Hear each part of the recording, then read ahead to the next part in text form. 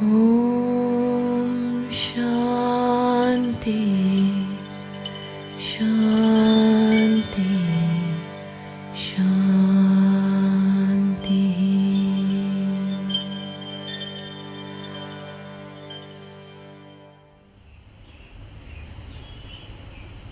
What story can't you do without? Is it your spiritual one? Your relationship one? Your money one? Your body one? Which story can't you do without? Shine it in your own light.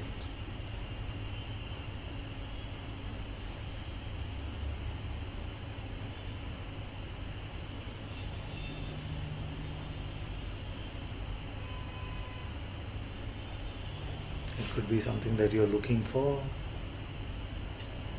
something that you're sure has happened to you, some grievance, some resentment, some guilt.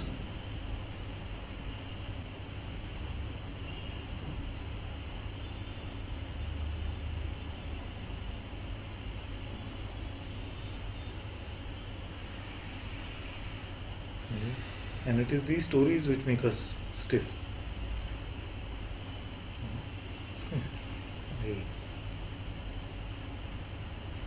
And empty of these crutches, you're just so light.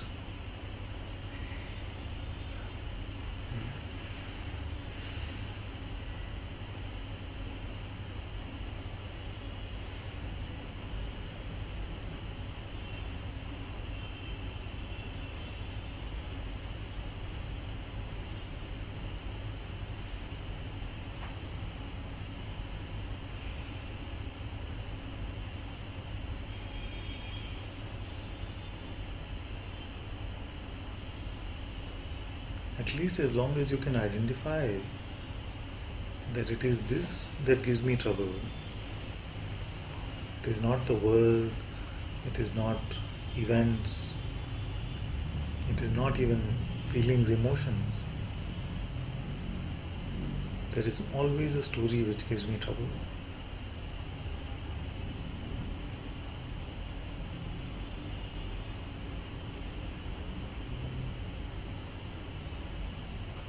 Because the mind will try to distract you.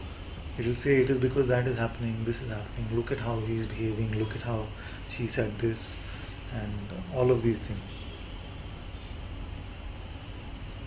But what is all this? Just a group of atoms and molecules floating around?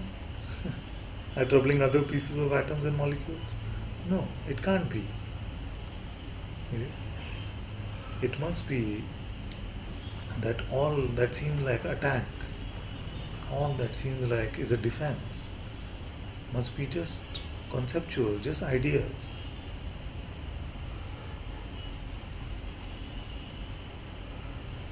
Okay, so let's take this through, because many of you struggle with this even after many years of being in satsang. You see? If somebody says something mean to you, somebody says something you don't like you are a horrible person, something, you're just terrible, I don't know what you're doing in the Sangha, you don't deserve to be here, suppose. Yeah? What actually happened? Those sound waves carry some daggers in them. What actually happened? Your body is not physically hurt. You see? So what is it that got attacked?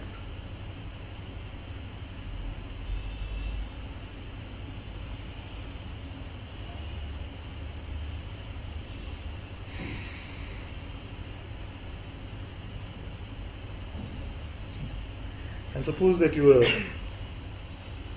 brand new to satsang, you don't even know what a sangha is, and somebody comes and tells you, you're just terrible, you don't deserve to be in this sangha. You're like, sangha? Are you talking to me? You're wondering. It doesn't have any effect. So it's not in the content of the words, it is not in the hearing of them. Then what is it in? What is the potential for suffering?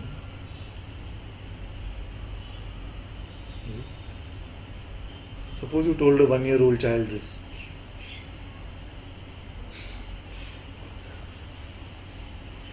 You see? Nothing happened. So what makes it different for you? What happened to that 1-year-old child? And now, when this one, the presumed grown up, hear these words, then it can hurt. What changed?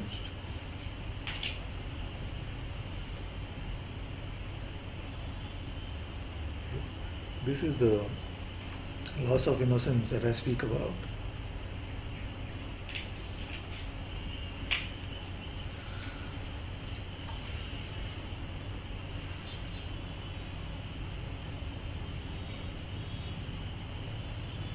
And these are the things, you see.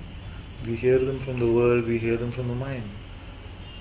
Like you don't deserve a relationship. You don't deserve to be free. You're not worthy.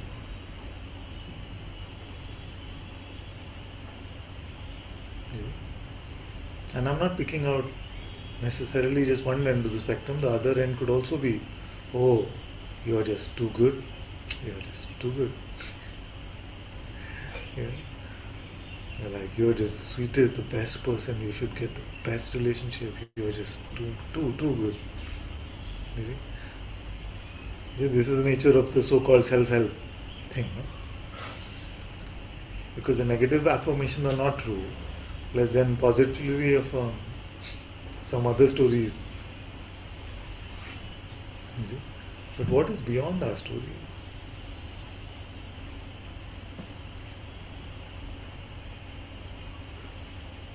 You see? Because we can keep self-affirming, I'm too good, I'm too good, I'm too good. And we go to that handsome man and he said, sorry, I'm already in a relationship. And then what happens to I'm too good? You see? So all of this is a house of cards. Just lies on top of lies, and you can sugarcoat it, and you can have the best, you see, icing on the cake. But if it's just made up stuff, it will not be durable, you see. You can cover up a house of cards, the best icing, but still, it'll crumble. So our negative stories are not helping, our so-called positive stories are not helping. Have you tried the middle?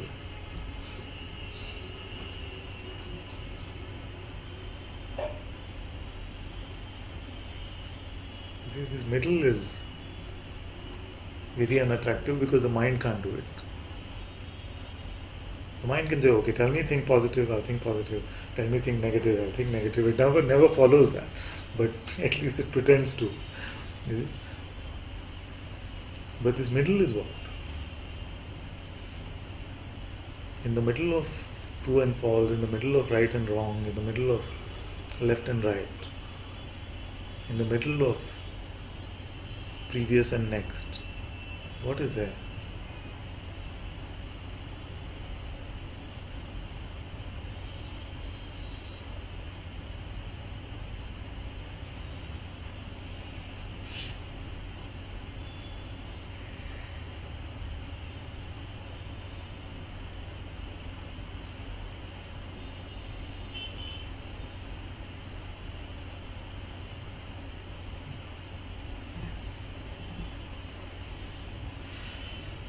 Very good. Surprise and wonder, yeah, I see.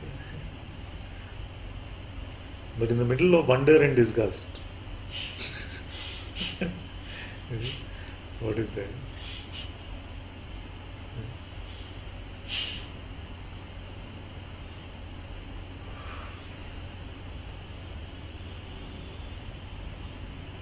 In the middle of being and not being,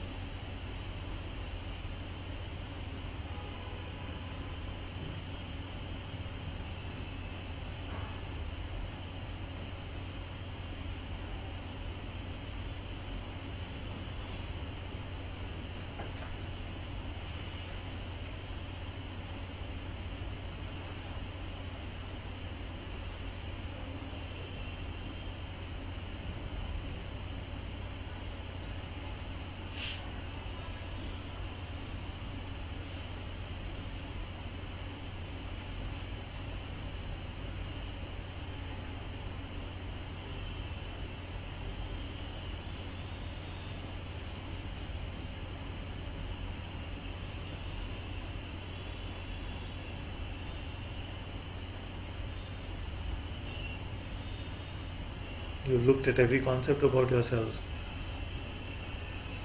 And if you want, you have also, you can Byron Katie it. You see? You can look at it, you will see it's not true, you will turn it around and you will see that the turnaround is as true as my original position. You see? Therefore, both are fundamentally not true. Because you could have started with that turnaround and you would have led to your turnaround, which could have seemed as true. Therefore, you have seen that all these positions, either on the left or the right, are not true.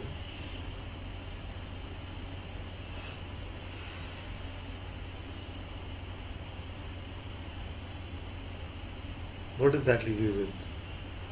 When you're empty of all concepts of the truth, are you left with the truth or the false?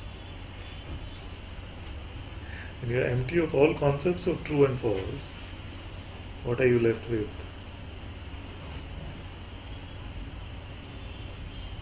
When you're empty of notions of right and wrong, is this right or wrong?